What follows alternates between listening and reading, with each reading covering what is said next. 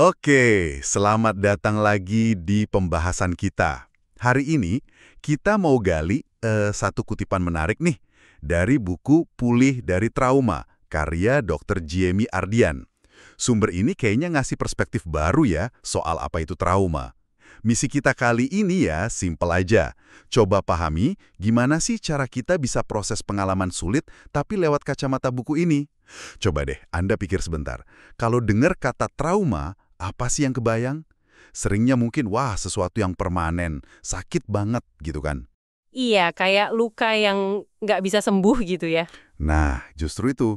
Sumber ini, kutipan ini, kayak nantang pandangan itu. Oke, mari kita bedah pelan-pelan ya.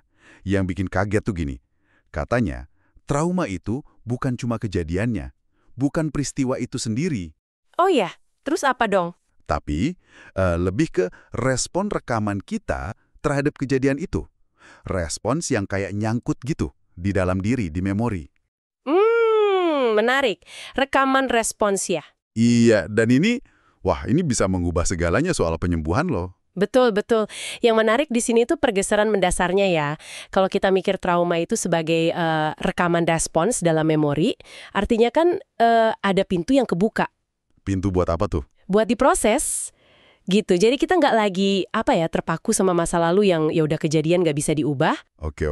Fokusnya pindah ke memori dan respons kita yang ada sekarang di masa kini. Sumber ini ngasih analogi bagus deh. Memori trauma itu kayak kacamata gitu. Kacamata. Iya, kacamata tak kasat mata yang tanpa sadar kita pakai, terus ngaruh ke cara kita lihat dunia sehari-hari. Wah, oke. Jadi kayak filter gitu ya? Bisa dibilang gitu. Filter yang terbentuk dari respons kita dulu. Nah, ini nih bagian yang menurut saya sangat menarik.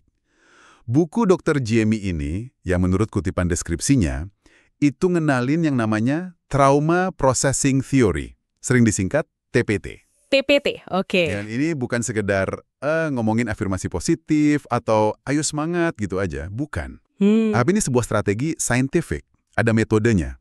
Sebuah cara buat, yaitu tadi, secara aktif mengolah lagi memori respons kita. Biar kita nggak terus-terusan kayak kejebak di momen sakit itu. Bener banget. Bahkan disebutin juga ada latihan TPT singkat di dalam bukunya. Jadi praktis juga ya kayaknya. Iya, betul sekali.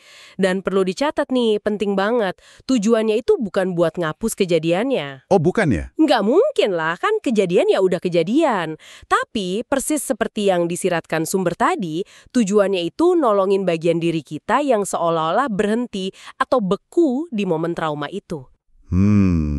Bagian kiri yang beku. Iya, biar bagian itu nggak terus-terusan menderita. Gitu loh. Kalau kita tarik ke gambaran lebih besar ya, ini semua ya tentang pulih. Persis kayak judul bukunya. Pulih ya? Iya, tentang ngambil lagi hak kita buat hidup. Hidup tanpa terus-terusan dibayang-bayangi rasa sakit dari masa lalu. Tapi sumber ini juga realistis kok. Ada catatan penting. Apa tuh? Kalau pas baca bukunya aja udah kerasa berat banget atau malah kayak memicu, triggering gitu, ya disaranin cari bantuan profesional, psikolog atau psikiater gitu. Oke, itu poin bagus. Jadi nggak maksa yang kiri juga ya? Iya, jangan. Jadi, apa nih artinya semua ini buat Anda yang dengerin? Kayaknya pesan utamanya tuh harapan ya. Ada harapan. Ada jalan keluar yang basisnya sains kayak TPT ini buat ngadepin dampak trauma. Fokusnya tuh ke apa yang bisa kita lakuin sama memori respon kita sendiri. Betul, fokus pada apa yang bisa dikontrol. Nah, itu. Jadi rasanya lebih memperdayakan ya. Karena artinya ada sesuatu yang bisa dilakukan. Bukan pasrah aja. Jadi, kita simpulin dikit ya. Intinya, jelas banget. Trauma itu erat kaitannya sama rekaman respon kita di memori. Bukan cuma kejadiannya. Sip. Dan ada metode ilmiah, contohnya TPT tadi, buat bantu ngolah rekaman itu. Ini ngasih kita harapan dan semacam kendali ya atas proses pemulihan kita sendiri. Nah iya, dan mungkin sebagai pemikiran penutup nih buat Anda bawa pulang ya.